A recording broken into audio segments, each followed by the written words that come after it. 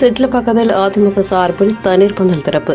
கடும் வெயிலின் தாக்கத்தில் இருந்து மக்களை காக்கும் பொருட்டு அதிமுக சார்பில் ஆங்காங்கே தண்ணீர் பந்தல்கள் அமைக்க வேண்டும் என அதிமுக பொதுச் செயலாளர் எடப்பாடி கே பழனிசாமி அறிவிப்பு வெளியிட்டார்.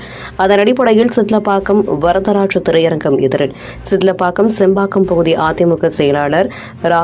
மோகன் தலைமையில் அமைக்கப்பட்ட தண்ணீர் பந்தலை செங்கல்பட்டு மேற்கு மாவட்ட செயலாளர் சிட்லப்பாக்கம் ச. ராசேந்திரன், முன்னாள் அமைச்சர் டி.கே.எம். சின்னையா ஆகியோர் தண்ணீர் பந்தலை திறந்து வைத்து பொதுமக்களுக்கு தர்பூசணி, வெள்ளரி, நீர்மோர், குளுக்கோண்டி, ஃப்ரூட்டி உள்ளிட்டவைகள் வழங்கினார்.